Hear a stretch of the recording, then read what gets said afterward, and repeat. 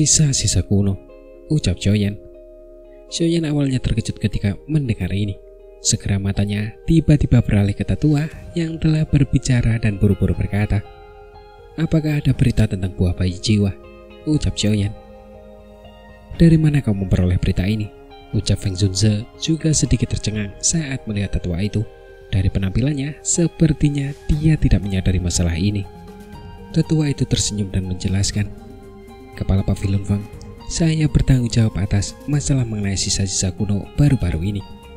Berdasarkan informasi yang telah dikirim kembali, ada beberapa suku binatang ajaib yang telah mencoba menerobos masuk ke sisa-sisa kuno, tetapi akhirnya mundur dengan menyedihkan.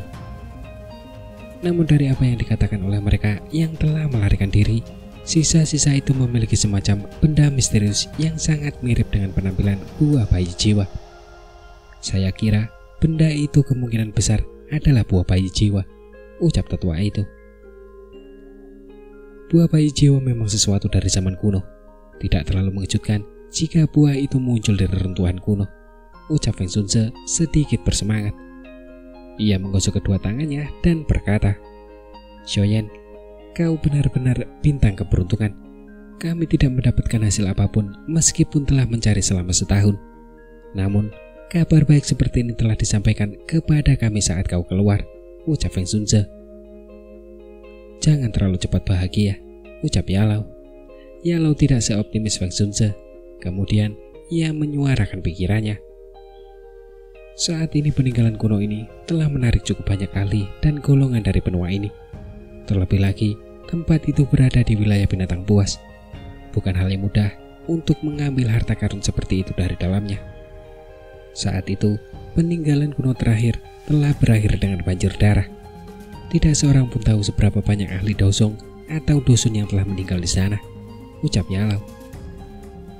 Ekspresi Feng Zunze menjadi sedikit serius saat mendengar ini. Dia pernah mengalami pertempuran reruntuhan kuno saat itu, dan tentu saja tahu betapa intens dan kejamnya pertempuran semacam itu.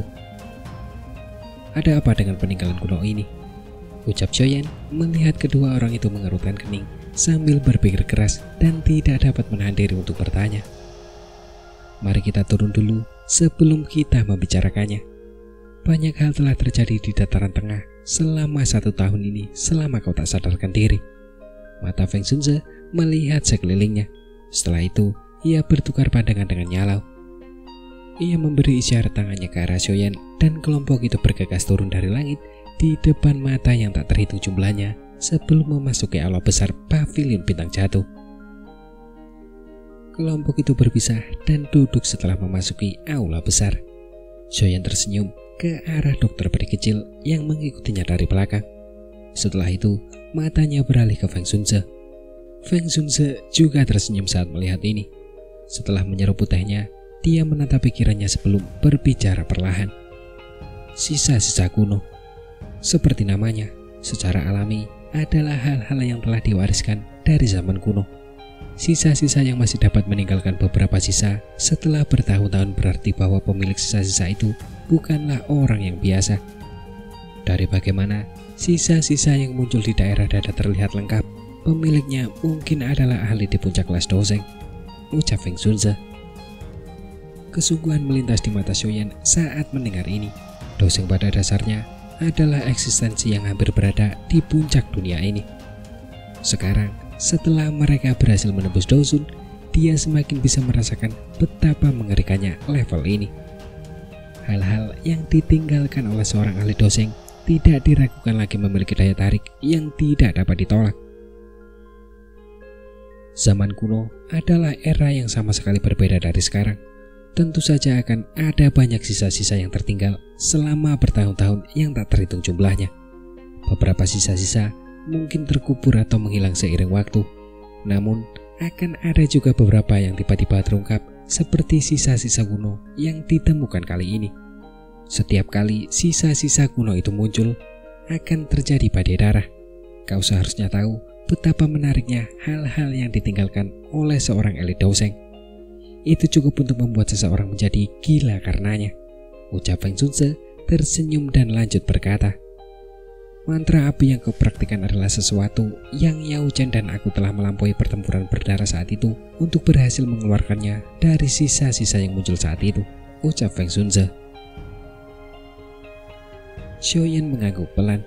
Dia mendengar Yalao mengatakan bahwa proses mendapatkan metode api itu cukup sulit. Sisa-sisa kuno kali ini mungkin lebih merepotkan daripada yang terakhir kita ikuti. Ini karena ia muncul di wilayah binatang buas. Itu adalah wilayah suku binatang buas ajaib, ucap Feng Zunze. Wilayah binatang, gumam Xiaoyan. Xiaoyan mengernyit dengan alisnya sedikit. Dia pernah mendengar sedikit tentang daerah ini. Tempat itu sepenuhnya merupakan wilayah suku binatang ajaib. Meskipun ada juga manusia yang berkeliaran di sana, binatang ajaib yang telah membentuk suku biasanya memiliki pikiran yang sangat xenofobia. Kali ini, sisa-sisa kuno telah muncul di wilayah mereka. Mengingat karakter mereka, mereka pasti tidak akan senang jika para ahli manusia datang dan mengambil bagian.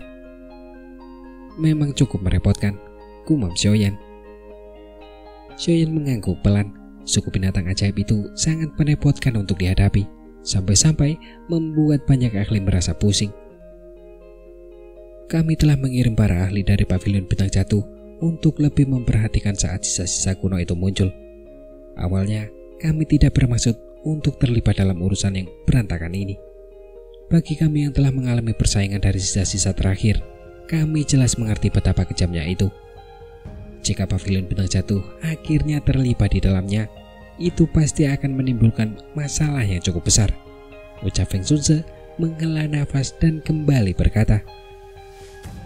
Pavilion bintang jatuh saat ini pada dasarnya telah dimasukkan dalam daftar hitam aula jiwa. Kita harus selalu berhati-hati dengan waktu. Jika kita akhirnya menderita pukulan serius sekarang, mereka pasti akan mengalahkan kita saat kita terpuruk dan menyingkirkan kita secara sepintas. Sekarang Yao Chen belum memulihkan kekuatannya. Karena itu, dia tidak bisa pergi. Tanpa bantuan ahli seperti ini, kita tidak akan bisa terlibat dengan aula jiwa, ucap Feng Zunze. Xiaoyan mengangguk pelan. Pavilion bintang jatuh mungkin merupakan salah satu dari 4 pavilion besar dalam hal nama. Tetapi masih terdapat kesenjangan yang terlalu besar antara pavilion itu dan aula jiwa. Sebuah faksi lama yang telah ada sejak lama.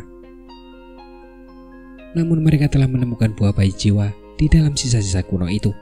Dengan cara ini, kita tidak punya pilihan lain selain terlibat dalam bisnis yang berantakan ini, ucap Feng Zunze. Feng Zunze mengubah nada bicaranya dan berbicara dengan suara dalam. Buah bayi jiwa sangatlah penting.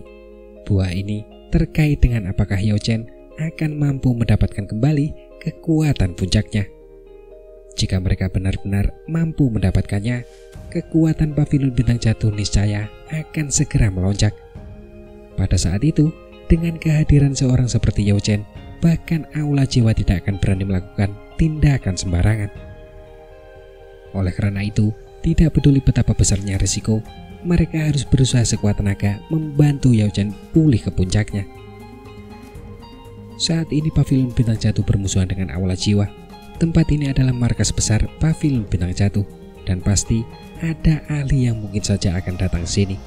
Oleh karena itu, Feng Tua tidak dapat melakukan perjalanan ke reruntuhan gunung ini, ucap Xiaoyan.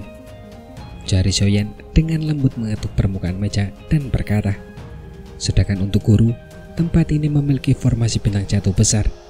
Akan sangat aman bagimu untuk tetap di sini. Oleh karena itu, sebagai tindakan pencegahan, guru hanya bisa tetap di sini. Setelah menghitung dengan cara ini, sisa-sisa kuno ini hanya bisa diserahkan kepadaku. Aku akan berusaha sekuat tenaga untuk membawa buah bayi jiwa kembali. Selain itu, aku juga cukup tertarik dengan sisa-sisa kuno ini, ucap Xiaoyan lalu tertawa pelan. Terlalu berbahaya. Kau tidak mengerti betapa kejamnya pertarungan di dalam reruntuhan kuno seperti ini. Kau masih harus menyelamatkan ayahmu. Tidak boleh terjadi kesalahan denganmu, ucap Yalao sembari menggelengkan kepalanya perlahan.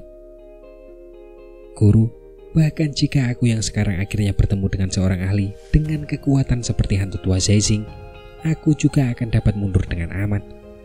Tenanglah, aku sadar akan batasku, ucap Xiaoyan tersenyum.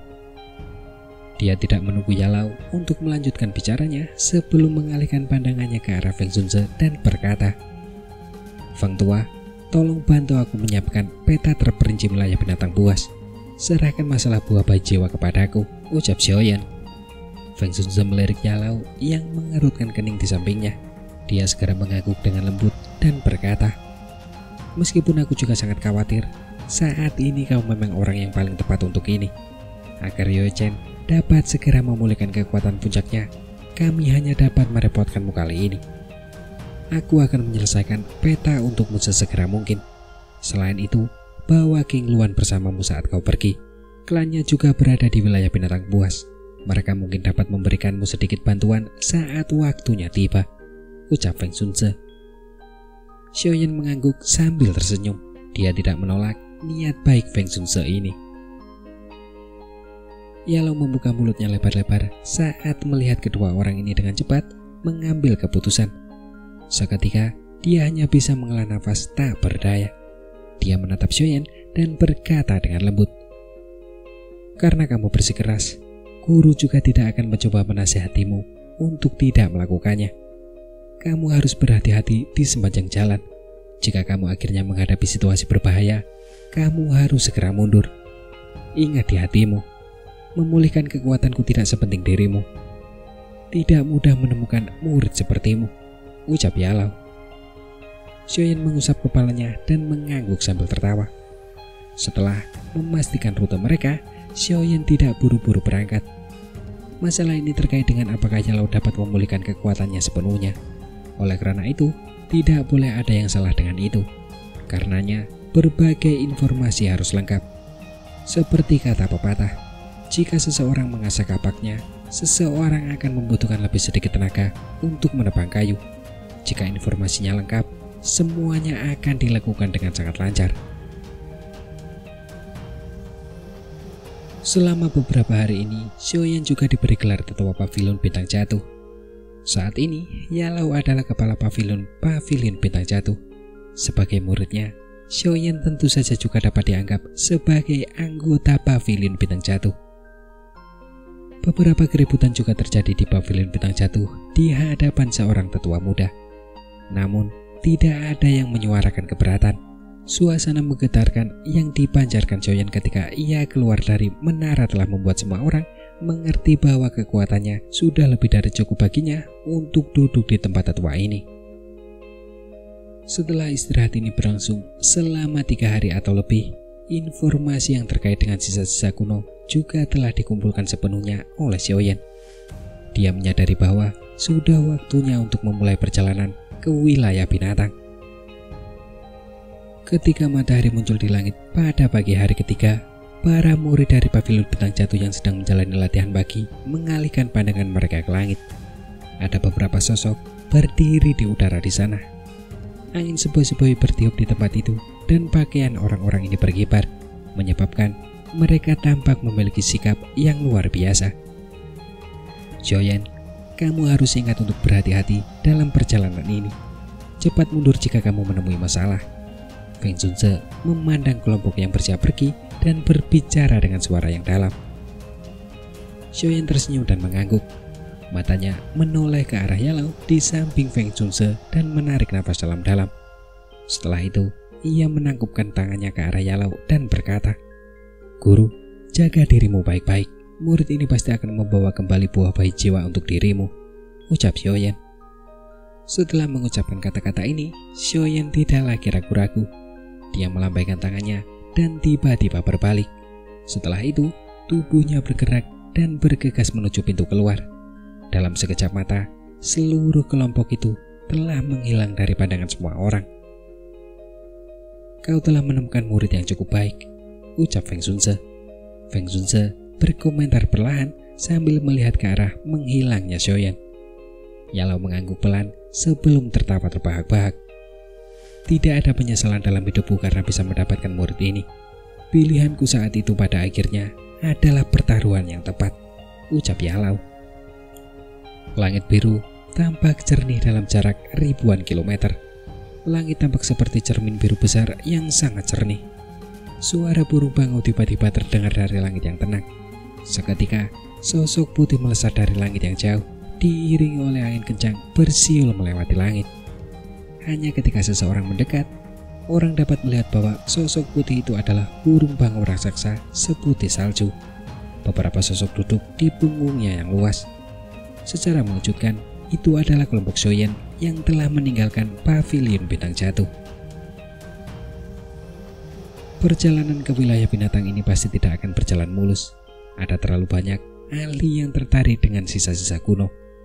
Bukan hal yang mudah jika seseorang ingin mendapatkan hal-hal yang dibutuhkan di tempat ini. Oleh karena itu, Shoyan membawa dokter peri kecil, Xian, Tianhuo Zunze, dan Xiongzhan bersamanya dalam perjalanan ini. Barisan ini bersama dengan kekuatan Shoyan saat ini sudah sangat kuat. Meskipun tidak dapat bergerak bebas di dalam wilayah binatang, tidak ada yang berani datang dan menyinggungnya. Apa asyiknya di wilayah binatang? Kenapa kita ke sana? Ucap Xian. Xian mengeluh beberapa hal mengenai tujuan perjalanan ini. Dia terus bergumam seperti itu sepanjang perjalanan. Namun Shoyan hanya tersenyum menanggapi hal ini. Dia tahu bahwa Xian kemungkinan besar telah menuju ke apa yang disebut wilayah binatang buas selama periode ini di mana dia menghilang. Itu adalah tempat di mana sebagian besar suku binatang buas ajaib di benua Dougi berkumpul. Meskipun naga Void kuno sangat misterius, kemungkinan besar akan ada beberapa garis keturunan yang sama yang menghubungkan mereka semua yang memiliki beberapa hubungan garis keturunan. Oleh karena itu, Xian akan mengikuti perasaannya ini dan menuju ke wilayah binatang buas. Dokter peri kecil juga tersenyum tipis saat mendengar gumaman Xian. Shoyan berhasil bangkit dan luka-lukanya telah sembuh total. Hal ini membuatnya menjadi benar-benar rileks. Wajahnya yang biasanya tegang juga menjadi jauh lebih rileks. Berhentilah bergumam, ucap Shoyan. Shoyan tersenyum dan menggelengkan kepalanya. Lalu dia melemparkan botol kiau kecil ke arah Xian. Xian menerimanya dan melihatnya. Baru kemudian sedikit kegembiraan muncul di ujung alisnya. Dia menuangkan pil ke dalam mulutnya seolah-olah itu adalah kacang sebelum mengunyahnya cukup lama. Baru kemudian dia tertawa. Tempat itu tidak senyaman dataran tengah. Karena sisa-sisa kuno ini telah muncul di wilayah binatang, kamu perlu membuat persiapan untuk pertempuran berdarah jika kamu ingin mendapatkan sesuatu darinya, ucap Xian. King Luan, ceritakan pada kami tentang bagaimana faksi di wilayah binatang. Itu akan membuat kami siap sebelumnya dan menyadari siapa saja yang bisa kami ganggu dan siapa saja yang tidak boleh kami ganggu, ucap Shoyan dan mengabaikan Xian. Ia mengalihkan pandangannya ke arah King Luan yang duduk di samping dan bertanya sambil tersenyum. King Luan mengangkat matanya setelah mendengar ini. Matanya masih mengandung ekspresi rumit saat dia menatap Shoyan. Siapa yang bisa membayangkan bahwa orang ini benar-benar akan langsung menembus kelas Dozun setelah mengalami cedera serius. Level ini adalah salah satu yang dia impikan. Wilayah binatang buas telah mengumpulkan hampir 70% klan binatang buas ajaib. Tempat itu adalah dunia binatang buas ajaib. Itu mencakup 3 suku besar binatang buas ajaib: suku Ponik Iblis Surga, ular piton tanah dalam 9 tenang, dan naga Void kuno, ucap King Luan sembari menatap Shoyan ketika dia menyebutkan suku Ponik Iblis Surga. Kemudian dia berkata dengan lembut, kamu harus sedikit lebih berhati-hati. Suku Ponik Surga sangat sensitif terhadap darah esensi Ponik Surga. Kamu dapat bersembunyi dari Feng Qinger saat itu karena dia tidak kuat. Namun, jika kamu bertemu dengan para ahli dari suku Ponik Iblis Surga di wilayah binatang buas, akan sangat sulit untuk menyembunyikannya. Ponik Iblis Surga adalah salah satu dari 3 suku besar di dunia binatang buas sihir. Ada banyak ahli dalam suku itu dan mereka sangat menakutkan. Meskipun saat ini kalian telah naik ke kelas Dozun, kalian hanya bisa mundur menghadapi kelompok yang menakutkan seperti itu. Oleh karena itu, sebaiknya kalian memikirkan cara untuk membuang esensi Ponik Iblis Surga sebelum kalian memasuki wilayah binatang buas, ucap King Luan berbicara dengan serius. Shoyan membelai dagunya. Tidak perlu membicarakan tentang kekuatan mengerikan dari Ponik Iblis Surga, mengingat ia mampu menjadi salah satu dari 3 suku besar di dunia binatang ajaib. Jika tidak ada keadaan khusus, Shoyan tidak ingin menjadi musuh mereka. Suku Ponik Iblis Surga bukanlah apa-apa. Xiaoyan, kau tidak perlu takut. Dengan adanya aku di sini, aku akan membuat mereka semua tidak dapat kembali jika mereka berani datang, ucap Xian. Setelah mendengar ini, Xian yang sedang mengunyah dengan gembira di samping segera melengkungkan bibirnya, menepuk dada kecilnya dan berkata, Muking Luan tertegun saat dia melirik Xian. Dia tidak yakin tentang status yang terakhir. Namun, dari cara Feng Shunze dan yang lainnya memperlakukannya, tampaknya latar belakang gadis kecil ini kuat. Namun, terlepas dari seberapa kuat latar belakangnya, kata-kata ini sedikit sombong.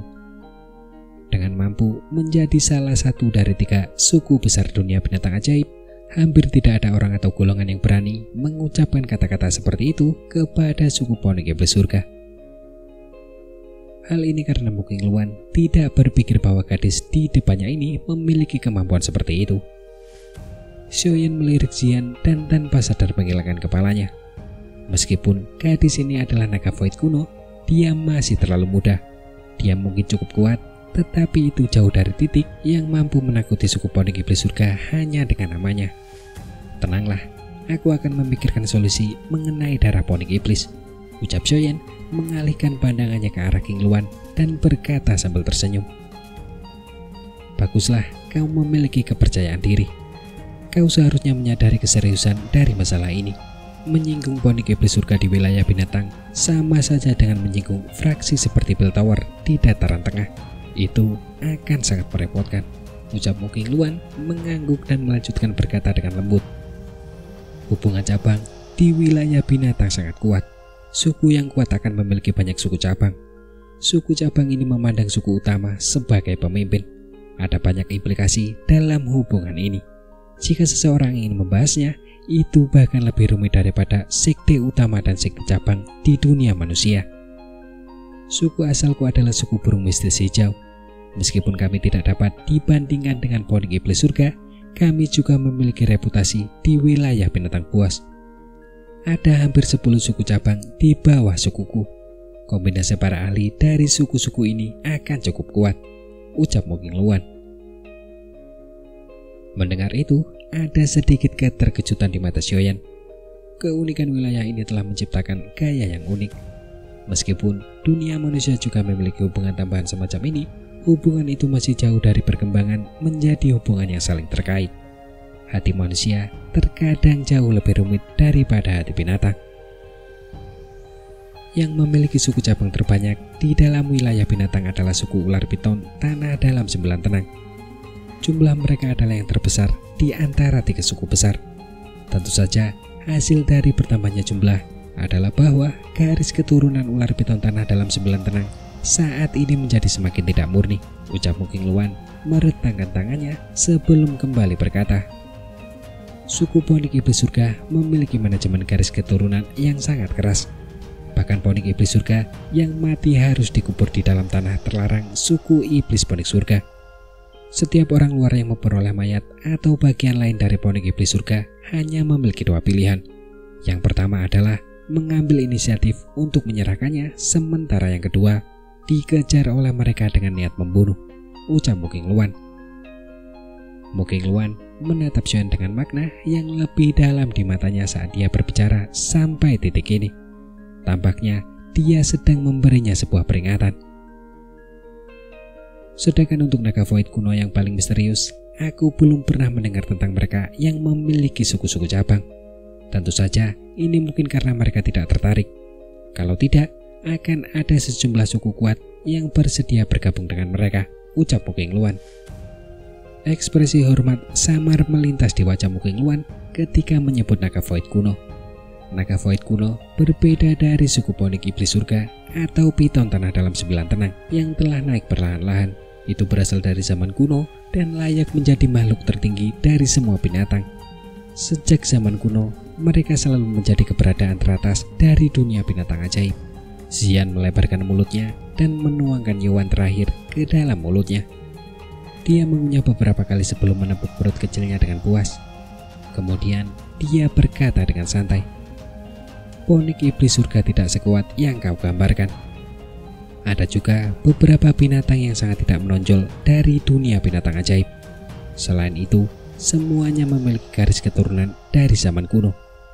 Suku-suku ini mungkin tidak memiliki banyak anggota, tetapi mereka juga cukup kuat.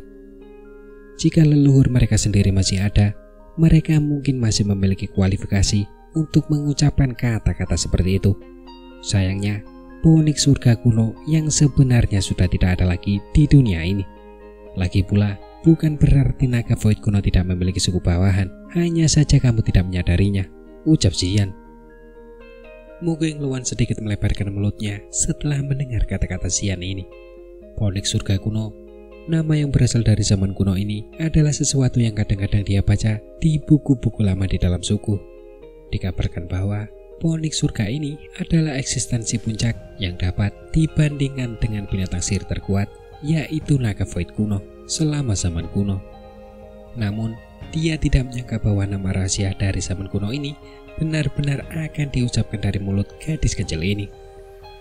Suku burung mistis hijau milikku juga merupakan suku yang memiliki reputasi. Jika naga void kuno memiliki beberapa suku cabang, bagaimana mungkin aku tidak tahu tentang masalah sepenting itu, ucap Qingluan.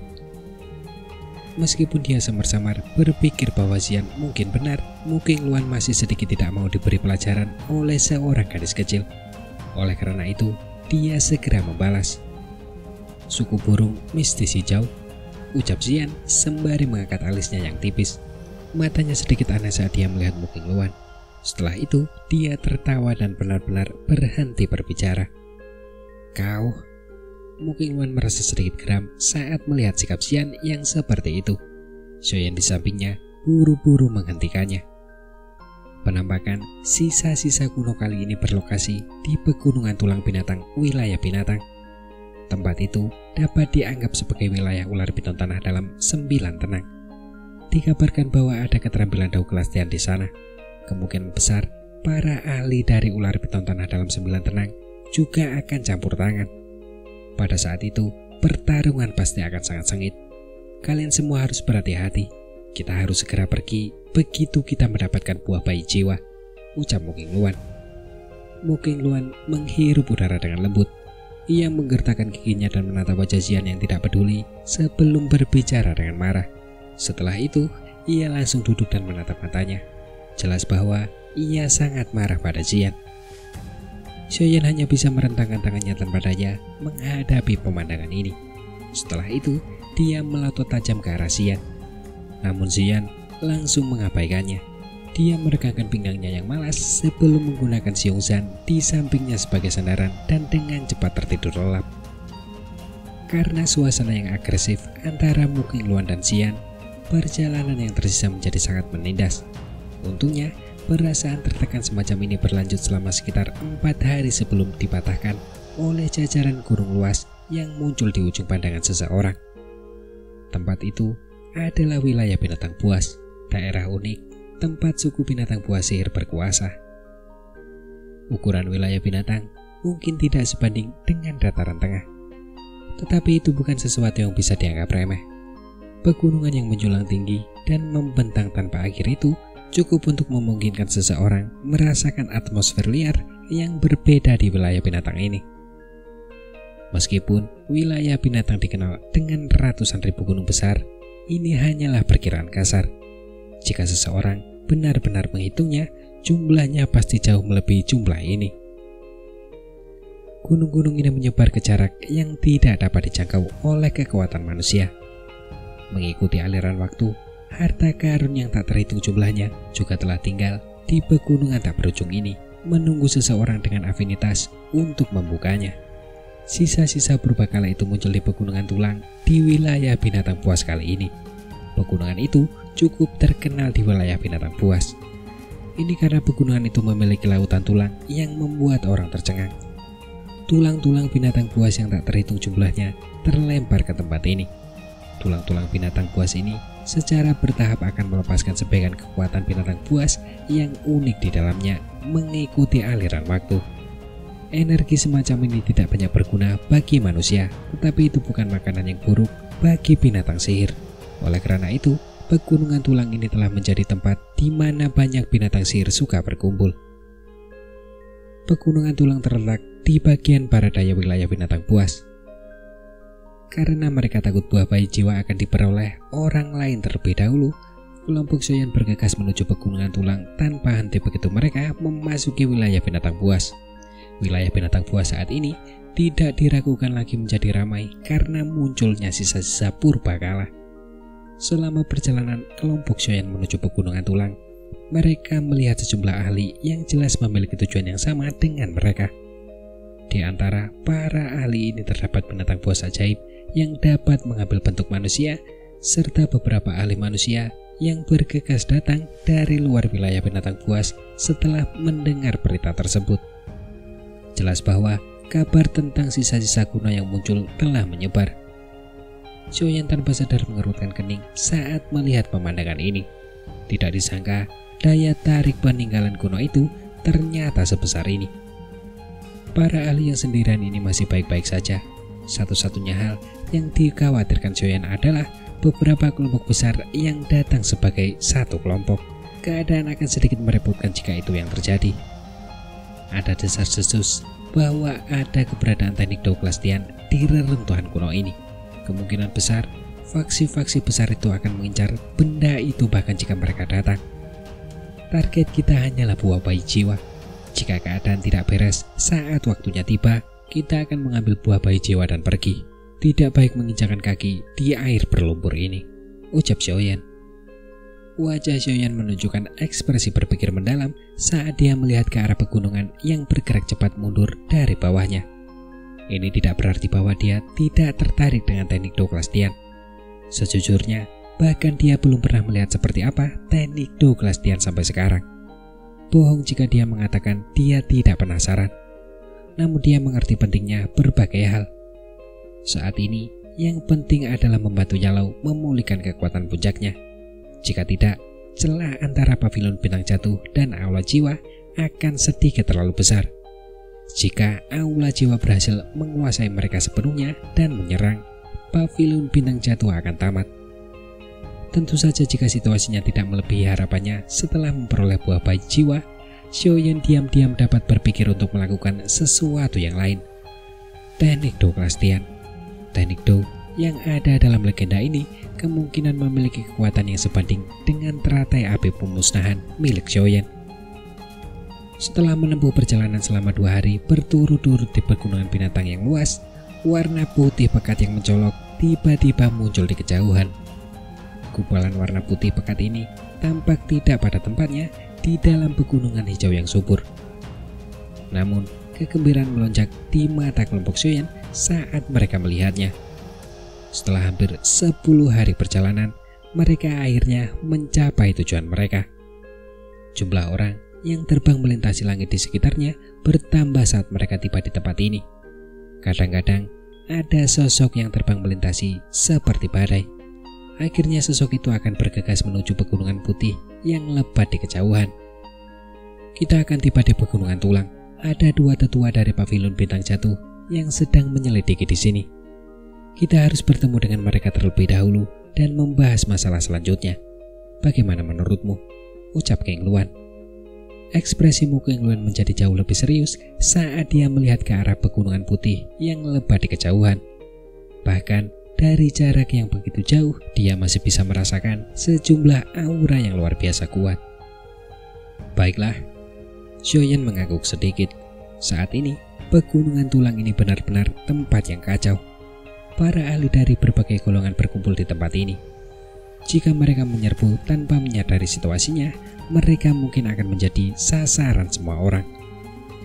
Kang Luan mengeluarkan batu giok tua dari cincin penyimpanannya setelah melihat Xiaoyan mengangguk.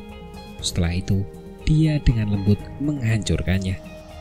Tak lama setelah batu giok tua itu hancur, sosok tubuh dengan cepat muncul dari pegunungan yang jauh. Setelah itu, ia menuju ke arah kelompok Xiaoyan. Sesaat kemudian, ia muncul di atas selang besar itu. Sosok itu jelas menghela nafas lega saat melihat kelompok Xiaoyan. Orang yang datang adalah seorang lelaki tua berjubah abu-abu. Ia mengenakan lencana tetua pavilion bintang jatuh di dadanya. Namun lelaki tua ini tampaknya sedikit menyedihkan saat ini.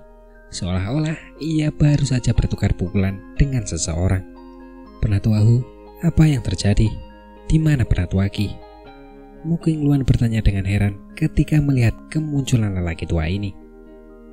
Lelaki tua yang dipanggil Tetua Hu itu tertawa getir dan langsung berbicara dengan nada marah. Tetua Qi dan aku datang ke Pegunungan Tulang untuk menyelidiki situasi atas perintah kedua kepala pavilion. Saat ini, cukup banyak faksi dan ahli yang kuat telah datang ke Pegunungan Tulang ini. Semua orang telah menemukan tempat untuk menatap di dalam pegunungan ini dan menunggu sisa-sisa gunung itu terbuka sepenuhnya. Keberuntungan Tetua Qi dan aku tidak buruk. Kami menemukan puncak gunung yang berada di dekat sisa-sisa gunung itu. Tempat itu dapat mengamati aktivitas sisa-sisa itu dalam waktu secepat mungkin. Namun, kami berdua baru saja memimpin beberapa murid pavilion Bintang Jatuh untuk membangun sebuah perkemahan di sana ketika kami bertemu dengan orang-orang dari pavilion Petir Angin, ucap Tetua Hu. Pavilion Petir Angin, ucap Xiaoyan sembari mengangkat alisnya sedikit. Itu memang musuh lamanya. Mereka benar-benar berani menyerang, ucap Mu Qingluan. Wajahnya sedikit tenggelam. Sedikit amarah muncul di matanya. Pavilion Petir Angin saat ini menjadi semakin sombong dengan mengandalkan hubungan baiknya dengan suku Pondok Iblis Surga. Tidak ada pilihan lain. Kali ini bahkan Lei Zunze dari Pavilion Petir Angin datang sendiri.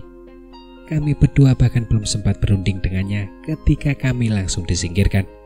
Dalam kemarahannya, Tetua Qi juga akhirnya terluka oleh para ahli dari Pavilion Petir Angin. Saat ini, beberapa murid sedang merawatnya dan dia tidak dapat bergerak. Karena itu, hanya aku yang bisa datang menemuimu, ucap Tetua Hu lalu mendesah. Meskipun dia berbicara dengan cara ini, wajahnya menunjukkan sedikit ketidakpuasan. Jelas bahwa sikap sombong dari Pavilion Petir Angin telah membuatnya sangat marah. Mu Qingluan mengerutkan kening. Tiba-tiba, dia menoleh dan menatap Xiaoyan. Kemudian, dia berkata dengan lembut, "Guru berkata bahwa kamu akan bertanggung jawab atas segalanya dalam perjalanan ini," ucap Qingluan. Mendengar perkataan Mu Qingluan, mata Tetua Hu beralih ke Xiaoyan. Ia menangkupkan kedua tangannya dengan hormatan berkata, "Kau pasti murid pribadi ketua pavilion, ketua junior Xiaoyan kan? Aku yang tua ini adalah Hufu, menyapa ketua junior," ucap Tetua Hu. Penatua Hufu terlalu sopan. "Panggil saja aku Xiaoyan. Aku tidak pantas menyandang gelar kepala pavilion muda," ucap Xiaoyan tersenyum dan melambaikan tangannya. Dia melirik Mu Qingluan yang menatapnya tajam dari belakang. Setelah berpikir sejenak, dia berkata, "Mari kita pergi dan menemui Penatua Qi terlebih dahulu," ucap Xiaoyan. "Aku akan memimpin jalan." Tetua Hu mengangguk, berbalik dan memimpin jalan. "Xiaoyan, apa yang harus kita lakukan? Pavilion Petir Angin sama sekali tidak memberi muka pada Pavilion Bintang Jatuh. Jika kita tidak melakukan apapun, kemungkinan besar kita akan berakhir menjadi bahan tertawaan orang lain," Mu Qingluan berkata dengan lembut sambil menatap Tetua Hu yang memimpin mereka di depan. Xiaoyan tersenyum tipis tetapi tidak mengatakan apapun. Namun setelah melihat senyumnya ini, Mu Qingluan merasa sedikit tenang di dalam hatinya. Sejak dia mengenal Xiaoyan, dia tidak pernah melihat Xiaoyan menderita kerugian apapun. Bahkan ketika dia akhirnya menderita cedera serius dan tidak sadarkan diri selama setahun, Xiaoyan juga mendapatkan lengan Dusun Bintang 5 untuk membayar harganya. Semua orang mengikuti Tetua Hu untuk berjalan melalui pegunungan yang luas itu. Saat itu, pegunungan itu telah ditempati oleh lautan manusia yang padat. Suasananya berisik sepanjang hari, menyebabkan pegunungan yang awalnya tenang ini menjadi seperti pasar. Berbagai suara yang membingungkan terdengar dari segala arah. Lautan manusia ini tidak kekurangan aura kuat yang bahkan membuat Xiaoyan melirik ke samping. Tampaknya sisa-sisa kuno kali ini memang menarik cukup banyak ahli sejati. Kelompok itu telah berjalan melalui pegunungan selama beberapa saat sebelum akhirnya berhenti di sebuah bukit kecil yang terpencil. Saat ini ada sekitar 20 lebih pengikut Pavilion Bintang Jatuh yang menjaga bukit ini. Namun mereka saat ini tampak sangat tertekan dan marah.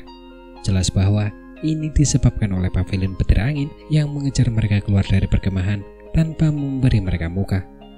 Kembalinya, Tetua Hu membuat perhatian semua orang tertuju. Ketika mereka melihat kelompok Mu Qingluan, semua semangat mereka akhirnya sedikit terangkat. banyak mata yang tertuju pada Xiaoyan. Mereka sudah lama mendengar tentang murid pribadi kepala pavilion ini yang telah menjalani retret di Menara Batu selama setahun. Ketua Junior, mohon maafkan saya karena tidak dapat menerima kedatangan Anda. Seorang tetua berpakaian merah yang tampak agak pucat berjalan keluar dari tenda dengan dukungan dua murid pavilion Bintang Jatuh setelah kelompok Xiaoyan mendarat. Dia menangkupkan kedua tangannya ke arah kelompok Xiaoyan dan berbicara dengan penuh hormat. Penatua Qi ini tidak dapat menahan batuknya dengan keras setelah suaranya baru saja terdengar. Beberapa jejak darah muncul di sudut mulutnya, jelas bahwa organ dalamnya terluka. Sialan bajingan-bajingan dari pavilion petir angin itu, kekuatan utama dari pavilion Bintang Jatuh tidak datang. Kalau tidak, mereka tidak akan punya kesempatan untuk bersikap sombong. Amarah di dalam hati orang-orang yang mengelilingi murid-murid pavilion Bintang Jatuh meningkat ketika mereka melihat luka yang dialami oleh tetua Qi. Xiaoyan perlahan berjalan ke sisi tetua Qi. Ia meraih tangan tetua Qi dan memeriksa luka-lukanya sebentar. Setelah itu, ia mengangguk sedikit dan berkata, "Luka-lukamu cukup serius. Siapa yang menyerangmu?" ucap Xiaoyan. "Kepala pavilion utara pavilion petir angin, Fei Tian," ucap tetua Qi sembari mendesah. Xiaoyan terkejut saat mendengar ini, namun ia langsung tertawa pelan. Ia sudah 2 atau 3 tahun tidak bertemu dengan kepala pavilion utara Lei Tian, namun Lei Tian masih saja bersikap sombong seperti biasa. Xiaoyan mengeluarkan pil obat dari cincin penyimpanannya dan menyerahkannya kepada tetua Qi. Dia meregangkan pinggangnya yang malas dan berkata, "Berapa banyak dosun yang dimiliki pavilion petir angin?" ucap Xiaoyan. "Hanya Lin Xunzi saja," ucap tetua Qi. Xiaoyan mengangguk pelan. Setelah itu, dia perlahan berbalik di depan mata semua orang. "Ketua Junior, apa yang ingin Anda lakukan?" Tetua U terkejut saat melihat ini, dan dia buru-buru bertanya. "Ayo pergi, saatnya menghancurkan tempat mereka," ucap Xiaoyan. Suara samar yang sedang ditransmisikan menyebabkan darah dalam tubuh para pengikut pavilion Bintang Jatuh yang hadir langsung mendidih.